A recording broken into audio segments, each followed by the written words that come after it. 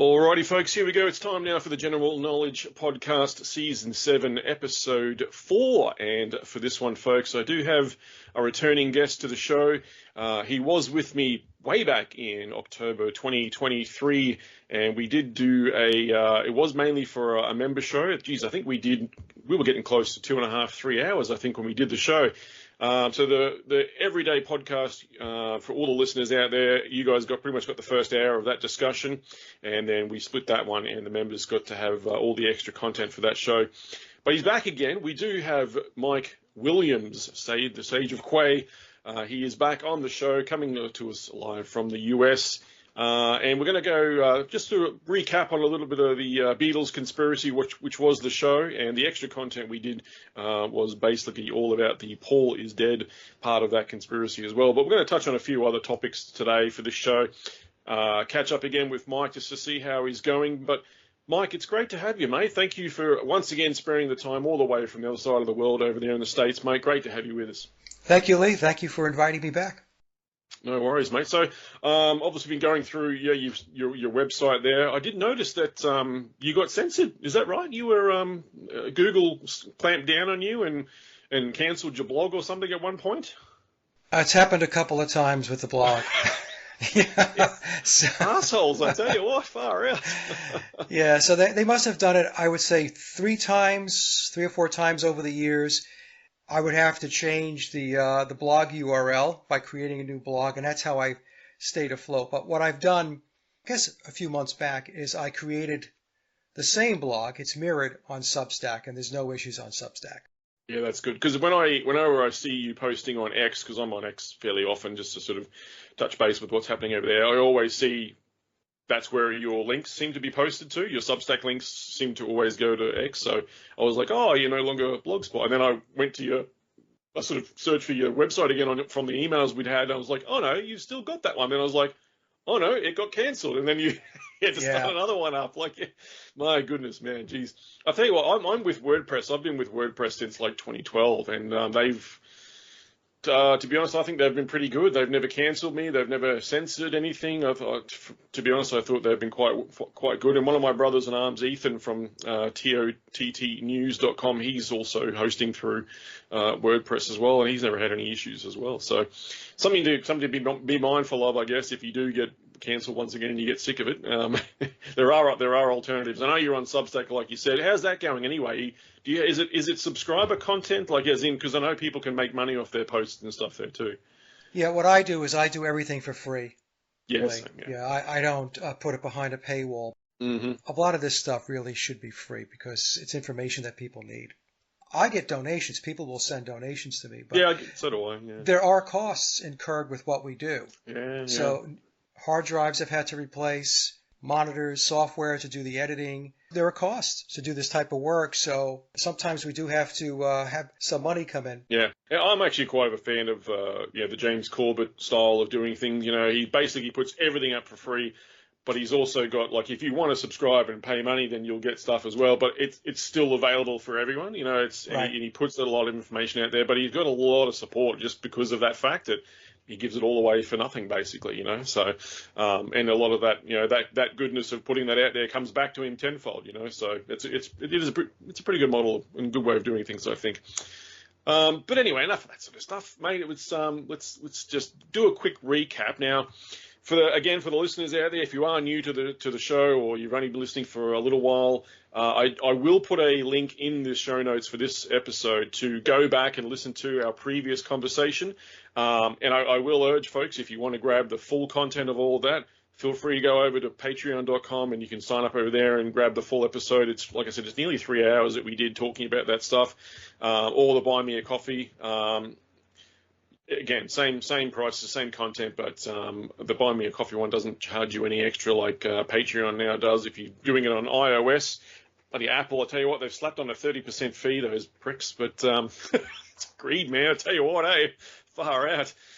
So yeah, head over there and you can grab the extra stuff. I don't care if you only just join for a month, binge it all, and leave. That's fine. I'm happy with anything, to be honest. I'm grateful for all the support I do get. So in saying that, yeah, so that show, it was, to this day, it's actually still one of my favorite episodes, to be honest, Mike. It was so good. It was very in depth. You took us from the beginning all the way through to now. Covered. I don't think you left anything out, to be honest. It was excellent. And the reason why I wanted to get you back on was just to touch on a few other things that maybe some of the paths that we didn't go down in that discussion, which weren't exactly pertinent to the Beatles conspiracy, but still over the whole thing, it does envelope in with it a bit. And we'll get to that in a little bit. But that episode, mate, was wonderful. And I had a lot of good feedback on that too. I did have my colleague Andy with us on that episode as well. He was thinking about coming on today if he was free, but he's unavailable today. But afterwards, when we chatted about it, he was like, he goes, I was just so dumbfounded with all the information. He was like, just sitting there soaking it all in, and he couldn't believe it. It was just crazy. And then when I asked him just recently as well about coming back on with you as well, he's like, he goes, I remember talking to you. I went and spoke to my parents about the Beatles and was trying to tell them all this stuff and everything. Goes, it was just, they wouldn't hear a bar of it. It was too much for them, and I find that pretty interesting that some people, even with what's been uncovered and all and how interesting it is, people still don't want to believe it. They want the fantasy that they were the magic boy band that came out of nowhere, It was the soundtrack of their life, Lee, as it was. That's it. For me. Well said. It's very difficult to let it go. I had a tough time too. It was a hard pill to swallow, but. And that's one of the things I wanted to actually pick your brain about. So how did you go from, what was it that made you go, wait a minute, what's going on here with these Beatles guys? Like, what was the switch for you? Why were you, of your generation, so different to others that didn't want to believe it? Like, what was different about you, do you think? I was a little Beatle freak, Lee, going back to when I was a kid. I remember begging my parents to take me and my brother's about 14 months younger than I am, to go see Yellow Submarine in 1968 in the movie theater. I mean, I knew about the Beatles when I was, in 68, I was 9 years old. So, and I knew about the whole Paul is dead conspiracy going into the early 1970s, the mid-70s. That's when I was really, really listening to Beatle music, when I was in middle school. So was it that part of it, like that someone came to you, or you came across that knowledge that Paul was replaced? Is that what planted the seed for thinking that the whole thing was something funny about this? Is that what it was? No, originally, if you were into the Beatles and a Beatle freak like I was, you knew about the Paul is dead theory. Right. But myself, like so many other people, like 99.9% of people who are into the Beatles, just chalked it up as a clever, witty marketing ploy by the Beatles to have a play with their fan base. In fact, it did sell more records, because once the conspiracy had gotten some traction in 1969, people went back to buy Beatle records to take a listen to backmasking on the albums and the clues on the album covers and stuff like that. So it did have that effect. But for me, I always thought that Paul was Paul. Like I said, I just thought it was a marketing ploy. And so then what happened was, in 2016, in the early part of 2016, I was on Amazon looking for a book on the Beatles. I was just perusing, and I came across the Memoirs of Billy Shears. Amazon had recommended it, so I took a look. I looked at the write-up, and I thought, well, this is interesting. Let me take a look at this. I've never heard of the book, and it said it was historical fiction, so I wasn't expecting a whole lot out of it, just maybe some fun reading. So this was the original edition, the original pressing that was published back in 2009, September of 2009. And the book is 666 pages and 66 chapters, so it's got its occult aspect of it. And I cover a lot of aspects. Yeah, I remember that. With the Beatles and the occult as an entity. They are immersed in it. But in any case, so I got the book and I read it, and I started reading it, and it was blowing my mind, because what was being told in the book, even though it's classified as historical fiction, was so contradictory to the official narrative. It just cut right across the grain. And the amount of information in the book was phenomenal. So when I was reading it, I took a step back. I had to pause and say, okay, so all of this information had to come from either somebody who was very close to the Beatles within their inner circle, or from the guy who claims is playing the part of Paul McCartney. I refer to him as Billy Shears. Hmm. There are many, many songs in the book, lyrics from Beatles songs, and what we have to understand is that you just cannot put song lyrics in a book. Some people think you can. You could just throw them in there and there's no problem with copyright. That's not true. And in fact, I validated that with two attorneys. One is a friend of the family, and the other one is my personal attorney. He does intellectual property. And I flat out asked both of them, I said, can you take lyrics from a song and just put them in a book? Are there any issues with that? And both of them came back and said, don't do it unless you have permission. Yeah, because copyright infringement, right? Copyright infringement. And then I had a discussion with Mike Stock, and Mike is out of the UK, and Mike is a very talented songwriter going back into the 1980s. To this day, he's still in the business. And I was talking to Mike one day, and he had said to me that because of all the songs that he has written for other artists, that he gets requests to use his song lyrics in books. And what Mike explained to me was that whenever these types of requests come in, he needs to make sure that the lyrics are going to be used in a way that's beneficial to him. In other words, somebody's not going to trash his music, trash his lyrics, and put his music in a bad light. Yeah, like defamatory or anything. Exactly. So you want to make sure that if somebody's going to use your material, that they're going to do it in a way that puts you in a good light. Benefits you, yeah. Benefits you, right. So in any case, so the amount of information in the book was just phenomenal. And I came to the conclusion that there's a lot more here than just this book that claims to be historical fiction, that there's something deeper embedded within the book. So as I got more and more into it, I began to realize that the book was encoded. It's like a big puzzle. And can I just interrupt there, Mike? You mentioned, I believe, on the last show we did, that there are, was it bolded words? There were parts of sentences, or every so many sentences, if you take the first word, it creates another sentence or something. So there's coding within the book as well? Yes, so Tom Harriet, who was the, quote, encoder, some will refer to him as the author, but Tom himself refers to himself as the encoder. Tom is trained in encoding. And we had a conversation going back, it was an email exchange going back, I've been doing this for 8 years, I want to say maybe 6 to 7 years ago. I was going to ask you if you had actually contacted the author, actually. Oh, yeah. In fact, I contacted Tom going back 8 years ago when I first got into it because I had no idea that I was going to get this deep into it. And after I read the book, I said, well, I'd like to have this guy come on my show and we could talk about the book. And originally Tom had said, yeah, he could do it. And about a week later, he wrote me and he said, Mike, I can't do any podcasts. I can't do any interviews.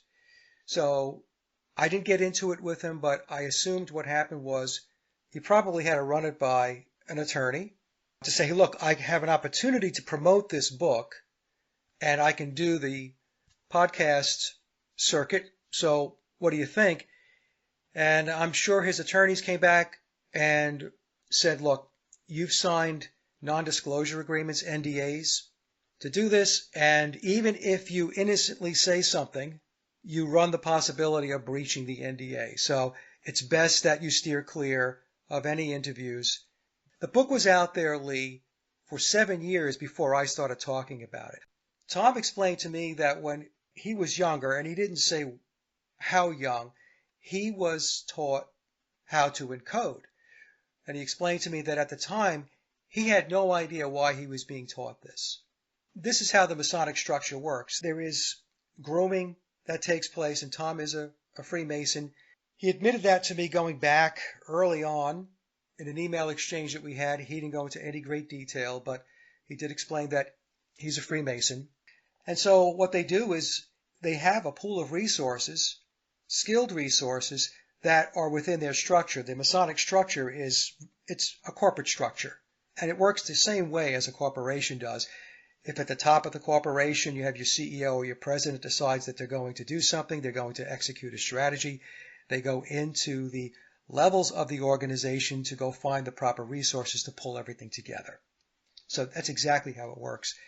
So Tom encoded the book. So going back to what you asked about the bolded words, so you have these bolded words on each page of the book. So the 666 pages, and each page has bolded words. Is that done in the structure of the book as you're reading? Is that done sort of like as an emphasis on that word, or is it just random? Like, how did they sneak it in there to make it seem legit? Like, if people are reading it and they kind of just miss it and they're not going, why is that bolded? That shouldn't be bolded. Like, or is it like, oh, that makes sense, it's bolded. You know what I mean? When you first read it, you are asking yourself, why is that bolded? Why is the word Paul bolded out?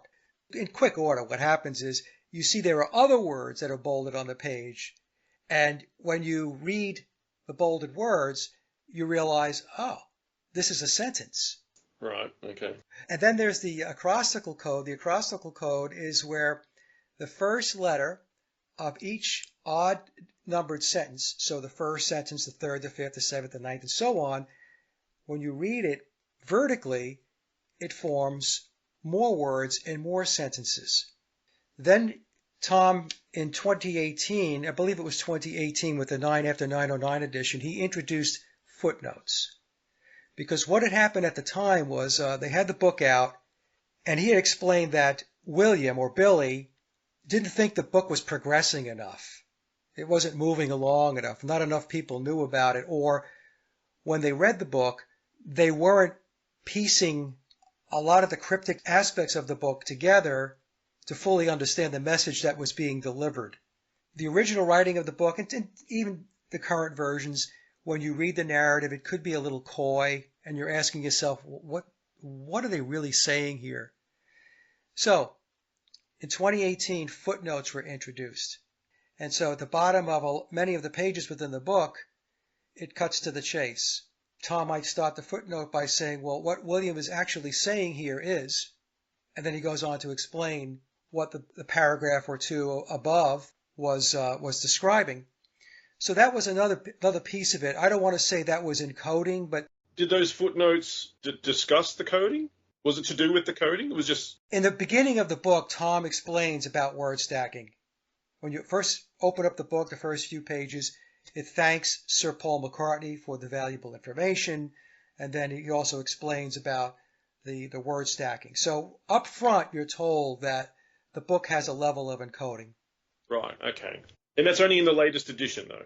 Or is that in any edition? The word stacking and the acrostical code were in the book from the very beginning. Yeah. But that explanation, though, that explanation that you just described. Yeah, that was, I believe it was also in the original red book. I don't have it with me right now. I'd have to go back and take a look. But clearly in the blue covered book, which became the second, third, fourth editions of the book, it's there. There's also another level of encoding in the book. It's referred to as the whisper messages. So what are the whisper messages? So on many of the pages, not all of them, either at the top of the page, on the side of the page, or at the bottom of the page, in very light font, there are other passages and other sentences that add to the narrative of the book. Also, what the book does is it invites people to go outside the book, to do additional research, to either prove the book as being true, or maybe something that you thought might be true is not. So the book actually invites you to go out and go do that. That's what happened with me when I got into the whole thing with their music, whether they wrote all their own music and played on all of their recorded tracks. There was a passage on page 350, I forgot which edition it was, maybe the 2018 edition, I think, on page 350, going into page 351, where it said something to the effect, I'm going to paraphrase here, and George Martin was going to take their little songs and make them big, make them hits. And I thought, well, that's kind of an odd thing to say.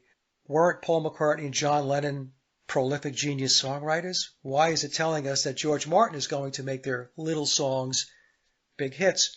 And then on the next page, it continues on. It talks about the Committee of 300 and the snitch.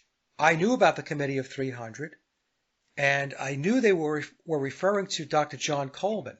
Now, at that time, I hadn't read the Committee of 300, but I knew about John Coleman because he was doing lectures, and I would watch the videos over the years. Right. In fact, one of them is on my main YouTube channel from many years ago, a long time ago. I uploaded it maybe 2 or 3 years ago, but it goes back into I think into the 1990s.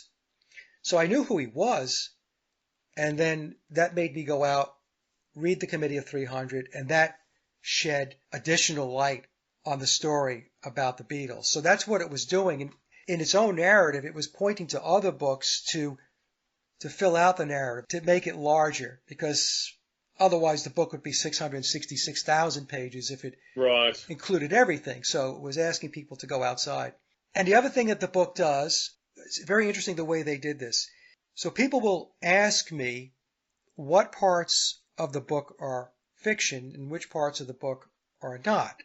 And the answer to that question is you have to do the research to figure out which pieces of the book are nonfiction and which pieces of the book are actual fiction. But what the book has built in for reasons of plausible deniability is the actual fictional aspects of the book is left to the reader. So what does that mean? If you're reading the book and you don't believe that the Beatles had linkages into the philosophy and the ideology of Aleister Crowley, then that part of the book to you is fictional. Because many people will read those chapters in the book and say, oh, it just can't be. The Beatles were connected into Crowley, and that's just nonsense. That's part of the historical fiction or the fictional aspects of the book. It's the same thing with Billy telling us in the book, through Tom, that he played the role of Vivian Stanshall in the Bonzo Dog Band with Neil Innes. Now, many people will know who Neil Innes is because he was one of the originators of the Beatles parody band, the Ruddles. So Billy and Neil were very close, and they played in the Bonzo Dog Band. And so in the book, he flat out tells us that he played that role. And there are people that don't believe that. They'll say, no, that can't be. It can't be that he played the role of Vivian Stanshall. So that part of the book is also fiction. So what happens is, as people are going through the book, it's what they don't want to believe that becomes fiction to them. It's very, very clever the way it's put together. So the way to go about the book is not to read it and then when you come across something that you're thinking, well, that's crazy. How can that be? Instead of just chalking it up and saying it can't be, the book is saying, go research it. Go take a look and see whether we're telling you the truth or not. Yeah. So this was the adventure that I embarked on, and for 8 years. I wrapped up the ongoing everyday research going back to last November, because 8 years with anything is enough. I still do talks about it like you and I are chatting about it, but the day in and day out research is done. That's how the book is put together. And what a lot of people, even people who claim to have read the book, what they don't understand is the book is giving you so much insight into how the controlling matrix works, how the control system works. It's all occulted. The world is run by occultists. And it gives you a peek behind the door. You know, you pull the curtain back and you see the great Oz back there pulling the levers. Well, it goes even deeper than that. So it goes into the philosophy of Thelema and Crowley, which is the Do what thou wilt. doest thou wilt. Yeah. And I have deducted that that is the dominant spiritual philosophy of those within the pyramid of power. Thelema is very high up in the chain. It talks about magic, ritual, occultism, the esoteric, mysticism. It gets into numbers, numerology, which is how the occultists, how they communicate out and to themselves. We see this all the time with all of these events. We can even get into it if we talk about Donald Trump, who was the 45th and 47th president. 45 is 9, 47 is 11, 9, 11. Oh, yeah, I missed that one. That's a good one. I like that. And the whole 9/11 thing too, that when Paul was apparently killed and replaced, wasn't it? September 11th of 1966. That's what the book tells us, yeah. We have September 11th of 2001. 9/11, the date. Oh, it's heavily occultic. Yeah. It's heavily occulted. It's considered by the controllers to be a day of war, and that could be physical war, or it can also be psychological war. So, and then you have 9/11 encoded events as well, like Trump is a 9/11 encoded event. So the book also takes us into Tavistock. It takes us into secret societies. So this is all very important information. I learned a lot from it, Lee. Well, it sounds like it taught you a lot. Well, it encouraged you to go on this Yes. this experience where it's like a treasure map. You're like it's laid it out for you and gone, here's the clues. Now go follow it. Do you? This may seem like an odd question. I don't know if anyone's ever asked you this before. Do you feel like you have been, I don't want to, it's okay, poor choice of words here. Do you think maybe you were played or manipulated by this book and just into then, not for negative reasons, not necessarily, but do you think that you've like this book has played you a bit and gone, wow, it's led me down this path, and I've like, I'm better for it. I'm enlightened because of it. I know a lot more because of this thing. But do you think this book played a part in that for you, in taking you down this path? That's a very good question. Trust me, there were days when I have said outright, I have no idea how this guy from Long Island, born and raised in a blue collar family, my father was a police officer, how I got into this. Why am I here? So I believe that in life there are things that are in the cards for us. Some people might say it's in the stars. Mm. A synchronicity, if you will. Yeah. And I think that's what happened with me. I was a guy that knew a whole lot about the Beatles. I loved the Beatles. And here I am now digging into the story that I loved. I call it the Cinderella story. I mean, who doesn't like that story? I loved it. And here I am later on in life going through it. Yeah. The system likes to present us with heroes, doesn't it, to follow? Yeah, it's very, very scripted. They want to give us heroes because when you have heroes, you have leaders, and when you have leaders, you have followers. Followers, correct. Right. Yeah. So they want us to be followers.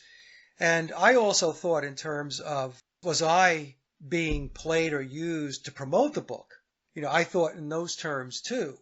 But the way I looked at it was no, because at any given point, I would have walked away from it when I got to the point where I thought, okay, I got what I got out of this. Yeah.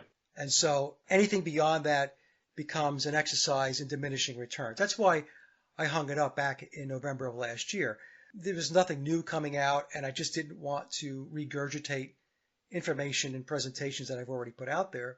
But the biggest piece of it, Lee, was I was learning from it. I knew of the occult before I got into the book, but once I really dove into the memoirs of Billy Shears, I understood a lot more about the occult, about how important the Egyptian mysteries are to the controllers. So it was a benefit to me. As long as it was being beneficial to me and I was expanding my knowledge base, then I'm good with it, regardless of what other people might say or what other people might think. There's a caveat to that, Mike, too, is that you could have looked into all of this stuff, it broadened your horizons, done all the research, followed all the rabbit holes like you have, and never said a word about it. Right. But you chose again the path of, I need to talk about this. I need to tell people about this. I'm going to write about this. I'm going to make videos about this. You know what I mean?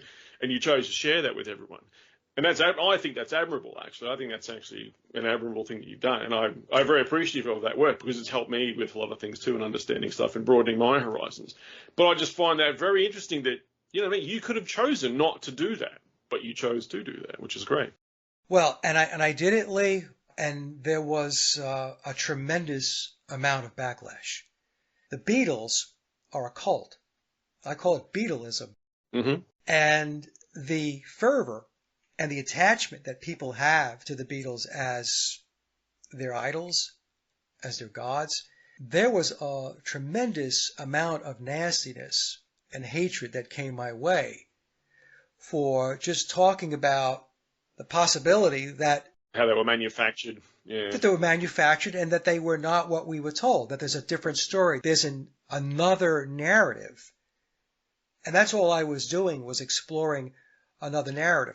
Now, when I was just talking about Paul being replaced, there was backlash and there was snarkiness that came my way with that. But once I got into questioning whether they wrote all their own music and whether they actually played on all the recorded tracks, that's when the firestorm came. Mm. And I just kept going. I said, no, I'm just going to keep going. I'm not going to kowtow to people who don't want to do research, that want to stay in that world of make-believe, in the world of illusion. I'm going to keep pushing through and break through. And that's what I did. Also, even though after 8 years, Tom and I have a friendly relationship, in other words, we will trade messages back and forth or emails once in a while. In no way was I working with Tom on any of this stuff. Tom had no idea what I was working on, nor did I know what he was putting in the book. I mean, we might communicate And the communications were typically because I had a question about something in the book. This is the passage. Am I interpreting this correctly? So you were just seeking clarification on I was things, seeking really. clarification, but over Yeah. time, there was a mutual respect that I believe evolved between Tommy Harriet and myself. He was appreciative of where I was going and what I was doing with the work. And I'm sure Tom didn't agree with everything that I put out there, because contrary to what a lot of people might say, I was not always positive about Billy Shears.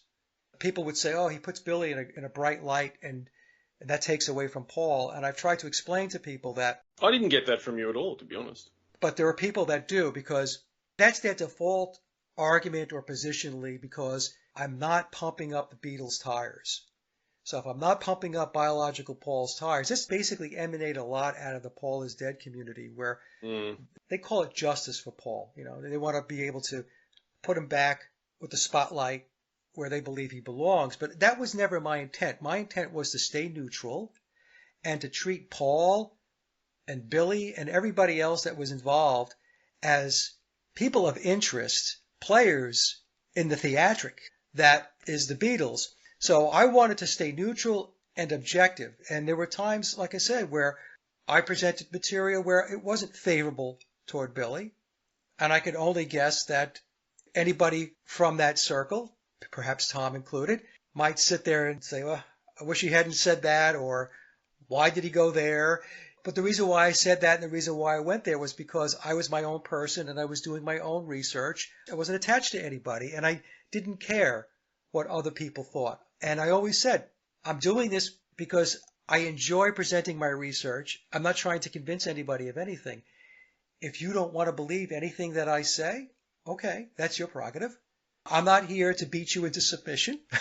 I learned a long time ago that that's a losing proposition. You're not going to convince people to believe something that they're not ready to jump into. So anyway, that's how it came about. I do have another question, Mike. Tom, have you seen this person? Do you know what he looks like? Yeah. Tommy Harriet? Oh, yeah. Okay. So he's obviously not Billy Shears. He's... No. Right. Do they know each other? Does Tom and Billy know each other? Yeah. I'm going to give you my opinion. I don't know for sure, but I believe, yes, they do. But and let me just put a caveat on that. I believe that, yes, they do at a professional level. In other words, remember before I was talking about the pyramid structure and how a decision is made to do something. Well, in this case, the decision was made for Billy to disclose through the book what the Beatles are all about and who he is. And so within that corporate structure, that Masonic structure, Tom was tapped because of his skills in encoding. And so, in my view, there had to be communication between Billy and Tom in order to put the book together. Because when Tom was putting the book together, he couldn't just write it and then publish it. Yeah, some of that stuff can't be made up. It's too precise. Well, and it had to go back to I'm sure a review team that may or may not have included Billy, but I'm sure there were certain aspects of the book that Billy had to take interest in to make sure that it was in a zone that was, for lack of a better term, safe. And what I mean by that is because Billy does explain in the book, again through Tom, that Billy has contractual obligations that he is signed to play the role of Paul McCartney. And if he breaches the terms and conditions of that contract or contracts, then he runs a risk of getting himself involved in legal issues that could impact him financially. So, in my opinion, there had to be, and still has to be, checks and balances to make sure everything stays contained within the parameters, exposing too much and then jeopardizing his success and his financial. One of the things he says in the book is that he does have to be very careful about how he puts this stuff out, because if it backfires on him, it could impact his financial situation, and that could then roll into his family as far as their financial security and all that through him. For those who are listening, this is in the book. In fact, there was one page in the book where he put in a letter from his attorney, Billy's attorney, where there was too much information that could lead the reader to identify his parents. And he was told to get that cleaned up and don't make it so overt. Although another researcher that I'm involved in, Stacy, I believe that she may have cracked the code on who his parents are. Yeah, I remember you mentioning that. That was fairly new, and we couldn't delve into it too much on that last show. But yeah, hey, she's pretty confident that she's got him pegged. We don't know for sure 100%. I mean, so we never say that it's Confidence is high. the confidence is very high, and what I explain to people that I speak to and to my audience that Stacy's work is extremely compelling. And what I did do was to take the show that I did with Stacy, and I sent it to Tom twice.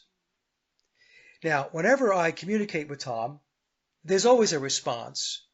It's not like Tom not to respond one way or another, even if he writes back and says, I can't get into that.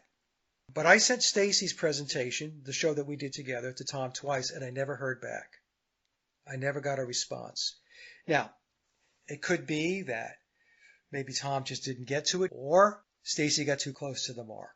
Stacy put forth a case that Billy's biological father was Douglas Hamilton of the Douglas Hamilton bloodline, Scottish bloodline, very blue blood, and his mother is the Percy bloodline, another bloodline that's considered to be blue blood. So the Douglas Hamiltons on his father's side and the Percys on his mother's side. Now, interestingly enough, in the book he says, I have Campbell relatives. So what he was saying is my name is not Billy Campbell, because some people who are doing the research in the Paul is Dead community. Yeah, I remember hearing that it was Campbell as well, because he was a Canadian or something, or they were trying to say. Some would say that, yeah, he came out of Canada, and you know, but I don't know. Nothing that I have looked at, Lee, points to that. But in the book, he said that I do have Campbell relatives. And so when you look at the Percy bloodline on his mother's side, there's Campbell blood. So that's why I think Stacy nailed it, and that's why it went dark. Because they can't own up to it. Because if they own up to it and they admit it, then there's going to be a whole bunch of research into the Douglas Hamiltons, into the Percy bloodline, and that's just not where they want to go. We're talking about elite families, so they don't want anybody poking around, so just let sleeping dogs lie. Yeah. That's what I think happened. Now, you mentioned Tom's a Freemason, right? And as is Billy. Billy's also a Freemason. Absolutely. Yep. In fact, I think he's in the illuminated degree. So there were degrees above the 33 degrees of the Scottish Rite. Yeah. I'm just going to show this for the members watching the video, just to remind people on the Jonathan Ross show. There he goes doing his little Illuminati. Someone's put bloody emojis over the top of it though, but you can see it replaying there. He does his little pyramid triangle hand sign as he sits down. No need for that, is there? No. Why would you do that? He's signaling. That's a signal. Right. Very much a signal. He's either showing who he is, who he's aligned with, or I'm not sure of the reasons why they do that. What's your guesstimation as to why he did that? Why did he do that sign just there? Because they use the symbolism to communicate out to their inner circle. So that's what he's doing. The average person watching this, the fan, they refer to us as the profane. They don't think anything of it. It's like when he was on the Letterman show, going back to 2009. He went on that show to do an interview with Dave right after an article was released from Wired magazine out of Italy. It was the Italian version of Wired, where two forensic experts concluded that he is not biological Paul. And so that article was released in Italy. And right after that, Billy went on the Letterman show. Between him and David, they were having dialogue to downplay the whole Paul is dead conspiracy on the show. And the reason why he did that was to get ahead of what was going to be published, or what was published in Wired Italia. And in that show, he massively speaks with David Letterman. When he massively speaks, it's the same thing as him doing the triangle that we just looked at in that video. Massively speaking is a technique that Masons use where they can speak and tell the truth, but they do it in an encoded way. The same thing that symbols are encoded. So He does it all the time. He's dropping clues all the time. The Brotherhood and all the other secret societies are always displaying their symbolism all the time. Do you think that the book is it's definitely clues, and there's Masonic. It's written by Masons about a Mason, and it's masterfully written and spoken, I guess, as you would say, as this is a technique they use. It's encoded. Was this done as a signal to other Masons, do you think, or was this done to put that out there and just to see if anyone was able to decode it, or was it like a breadcrumb left for the people, for the masses, to say, or in that sort of, what was that term where we talk about karma?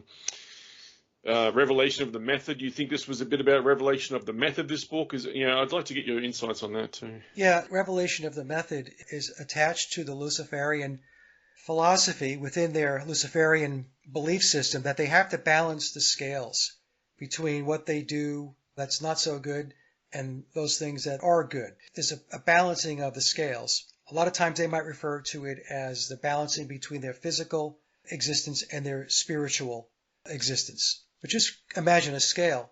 As he goes about his life playing the part of Paul McCartney, many people are going to view that as a deception, even though Billy will argue, well, I haven't been deceiving you because I've been dropping the clues since day one. It's not my fault that you don't understand the encoding or the clues. That's right. This is how they think. Yeah.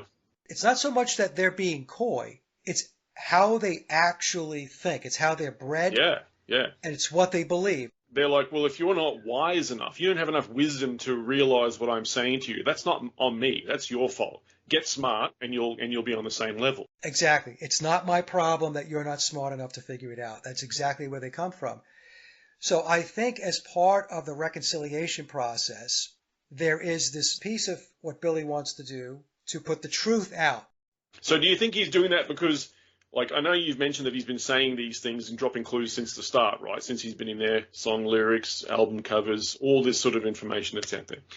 So the scales of, the deception is up here, right? Right. And he's dropping clues and maybe hasn't quite gotten it back to balance.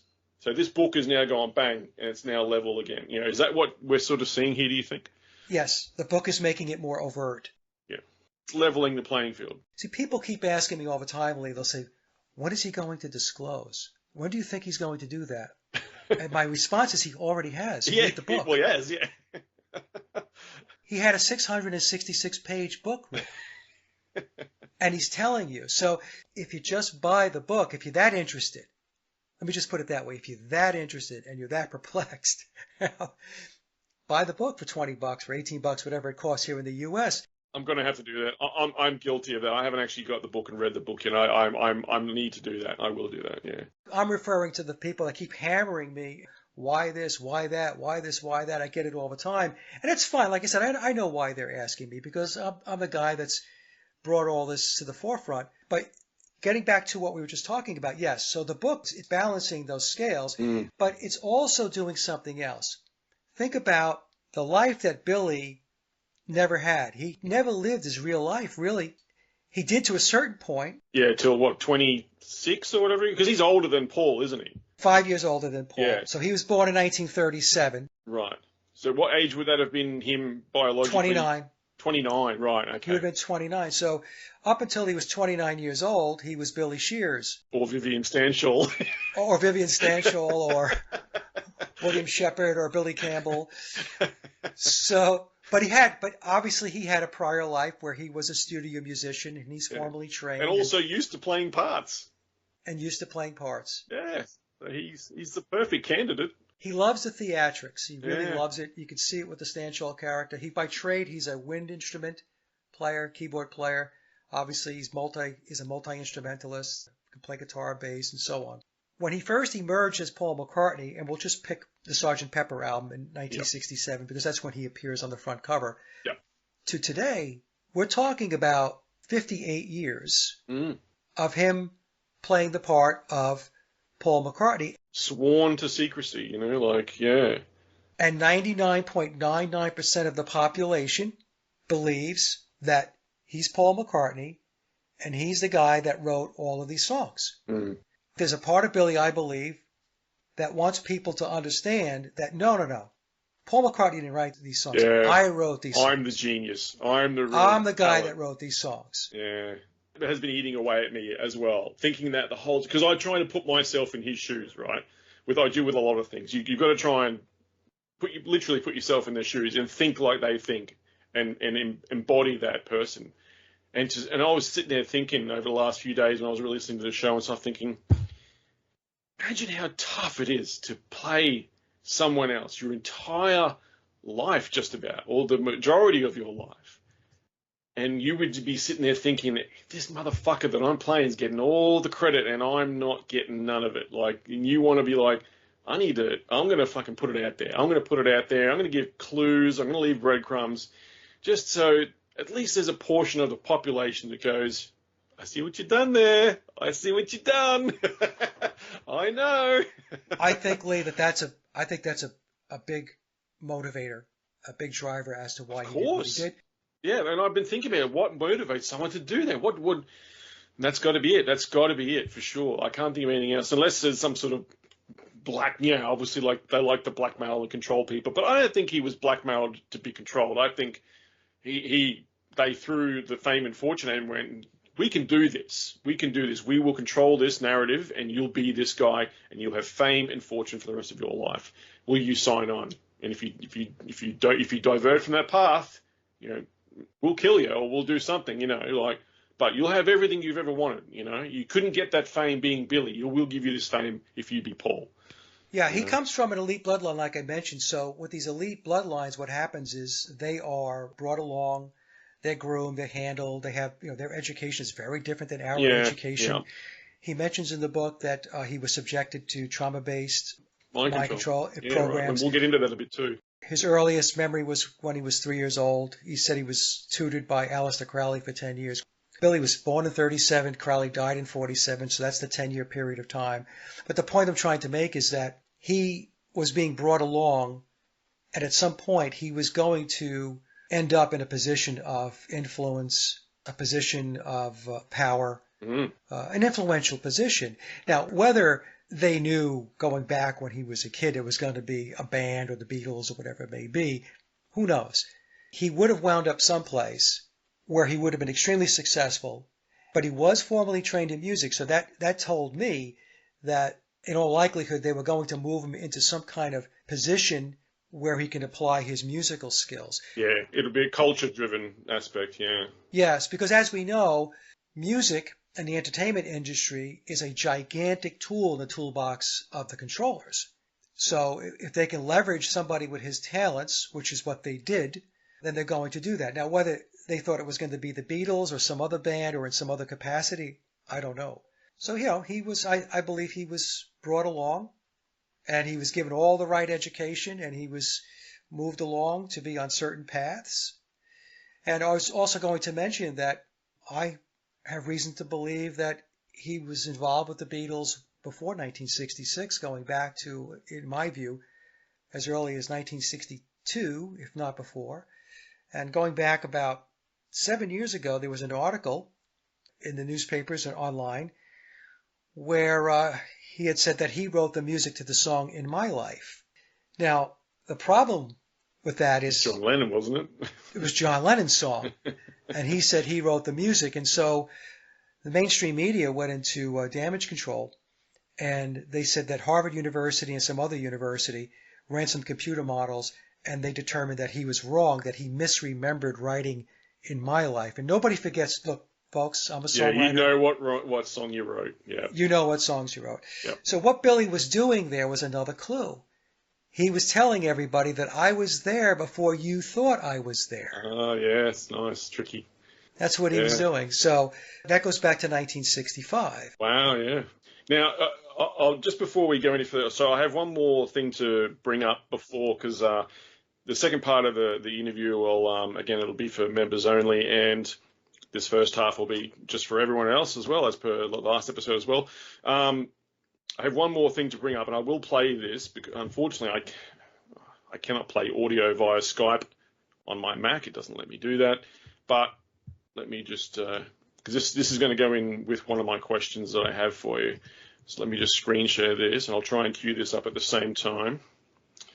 Now, this is, just for context for the listeners, this is Olivia Harrison, George Harrison's wife, approaching Paul, or Billy, behind backstage at a concert, right? And Paul, Billy, is being interviewed by someone on camera. Now, let's play this. Hopefully it comes up all right. If not, I can play it again, but here we go. What's it like to do what?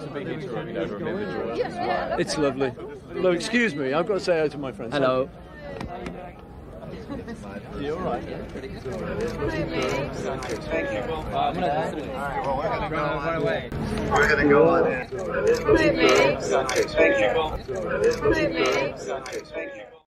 So there you go. So George Harrison's wife, Olivia, who Billy has known for a very long time, walks up to Billy and says, "Hello, Billy." Hello, Billy. and back to Billy, the yellow dress was Heather Bell. She was pregnant with Beatrice at the time. And people will ask me, do you think Heather knew that he wasn't Paul McCartney? I said, yes, she knew. I mean, right there. Otherwise, she would have said, why are these people calling you Billy? Yeah, exactly. So so that to me obviously lends me to believe that many of the inside circle know the truth about this, and have also most likely been sworn to secrecy. You know, this is everything you've loved, everything you have, all the fame for it. It'll all come to an end if you let this slip. You need to keep your mouth shut and just keep the lie going, obviously until I die, pretty much, or until we're all gone. And maybe some sort of pact. Who knows? But there are members of the inner circle that know the truth. Now, have you come across any other? This is my question for the last part of this first part of the interview.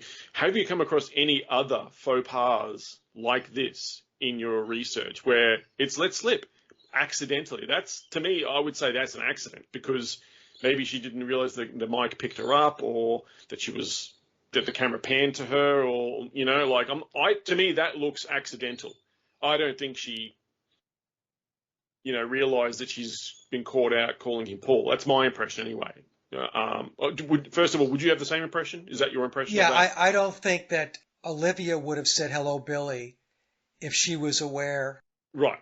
So, are there any other examples of this? That's my other question. I had a follow up from the last interview, which I should have come across listening back to it. Dana Carvey, the comedian. Yeah, I know Dana Carvey. Yeah. Yeah, Dana Carvey had interaction with Billy going back years ago. I have a clip of Dana where he was talking to Billy about his Pipes of Peace album, which goes back into the 1980s. And Dana is speaking to somebody. He's being interviewed. And he referred to Billy as Billy in the interview. So Dana's being interviewed as well. Looks at Paul, Billy, and he calls him Billy. No, Paul wasn't there. He was relaying to the interviewer an interaction, a discussion that he had with right. Billy. And Dana obviously had a faux pas. He didn't think to say, I should say Paul. He came out with Billy. Yeah. And when he said it, he just said it. And I don't think he realized he said it, because he kept going on with and what no he one was picked him up talking on about. that? No one said anything? The interviewer didn't go, who? Not in the clip that I have, and I don't know whether that interview actually made it out in its entirety. I was told that I wonder if it's not. online. Let me just see if I can dig it up quickly. Yeah, so this is another one. Okay, I didn't realize these were. There was many of these. I only knew of that Olivia Harrison one. No, there are others. There's also a slip up in the George Harrison documentary. It's the 2011 documentary by Martin Scorsese. Are you going to be able to play this? Yeah, I am. I'm just trying to match the right one. Let me just give me 2 seconds here. It's kind of like when I met Paul McCartney. I'd never even been on Saturday Night Live. He was hanging out at Lorne Michaels' house, and I had the presence of mind at that moment not to go, who wrote A Hard Day's Night, So I said, I talked about his album 1980 and the song Tug of War, and I said, that lyric in the chorus, one day we'll stand up on top of the mountain with our flag unfurled, but it won't be soon enough. And he just lit up. He just lit up. Oh, that was a song, you know, I just pictured a big flag, you know, up on the top of a mountain, you know. And then that was it. That was it. We were fast friends after that. So I think with Billy, people like it if you take one of his obscure songs or obscure album and be very specific about a lyric that he wrote. People love that. There it is. Another example where someone's calling him Billy. And also, as I was mentioning, in the 2011 documentary that was directed by Martin Scorsese, it was a George Harrison documentary, Living in the Material World. There's a scene where George is sitting on the couch and Billy comes in. He has a leather jacket on. Billy walks over to George and George gets up and they give each other a hug. And George says, "Hello, William." Of course, Billy is short for William, as we all know. And then starts ribbing him because he has a leather jacket on. He asks him if that's a vegan jacket.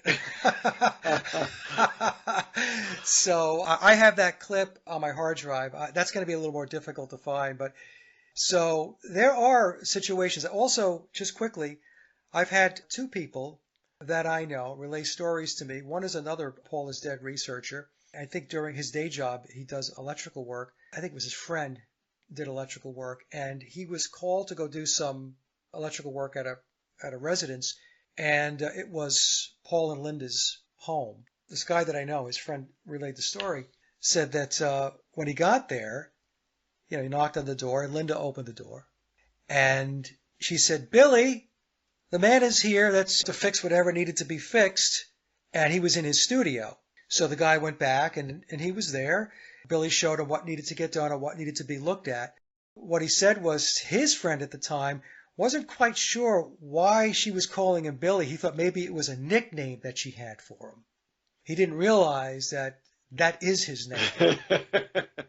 So there's a couple of stories like that. There's another one I have, very similar, where somebody went to go do work at the house, and again, they called him Billy at home.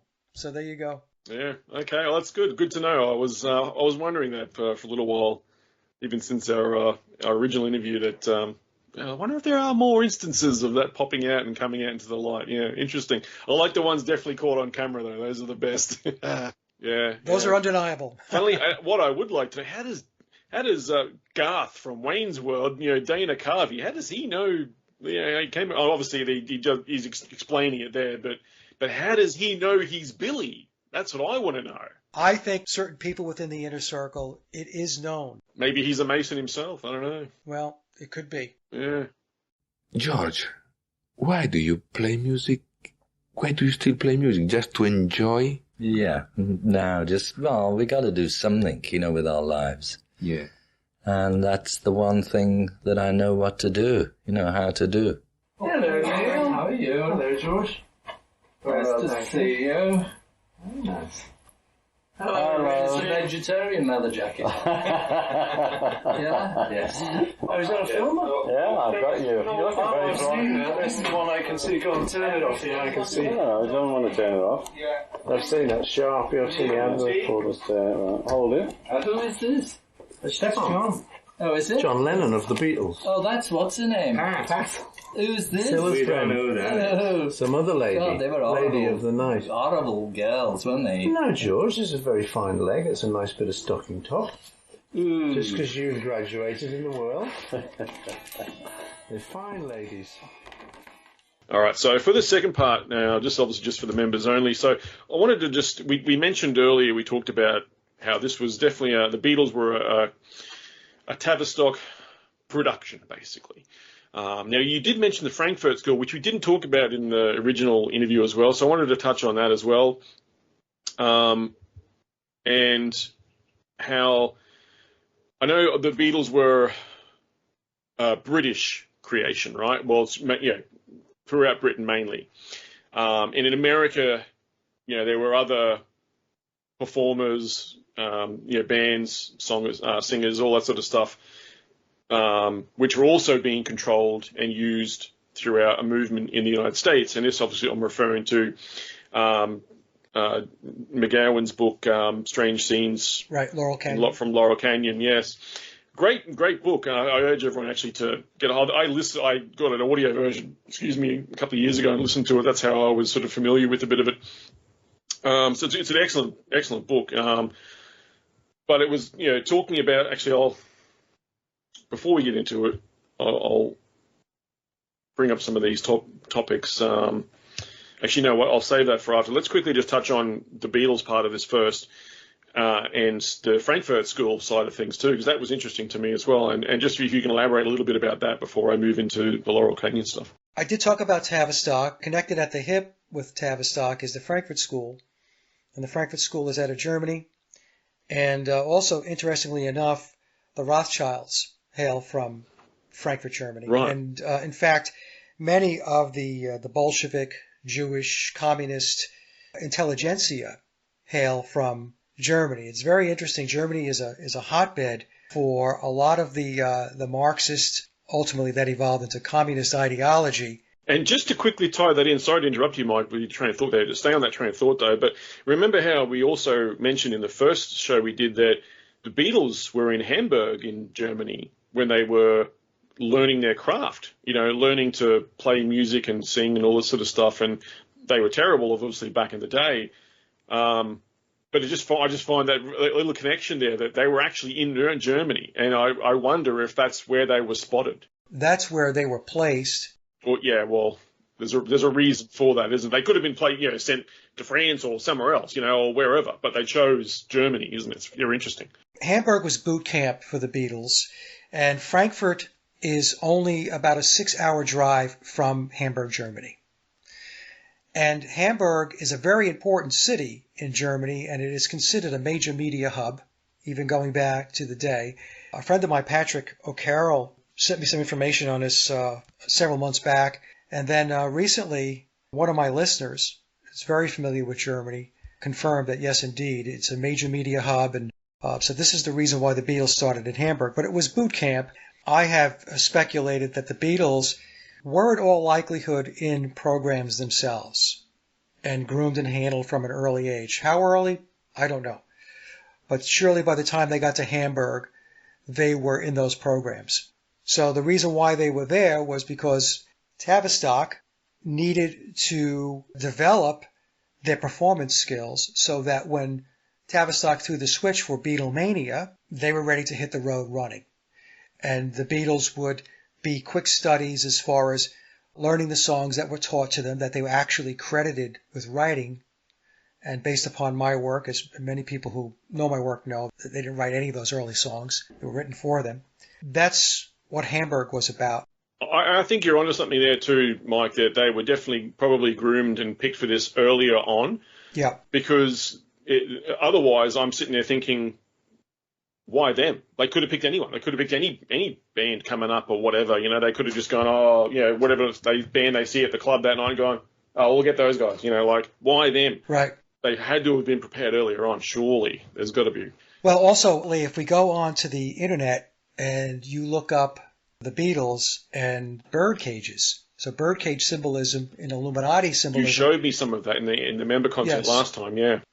Yeah, that's mind control. Mm. And so we have images of Paul McCartney and George Harrison, bird cages on their heads. We have images of John Lennon with his head next to a bird cage, and he's in a Superman outfit. And a Superman outfit has to do with the Übermensch. It goes back to Nietzsche. It's the whole elite vision of the augmented human being, right. The superhuman. So that's why I had surmised that I believe in all likelihood, or I should say this, the possibility that they were in programs is likely. So they just didn't get picked randomly.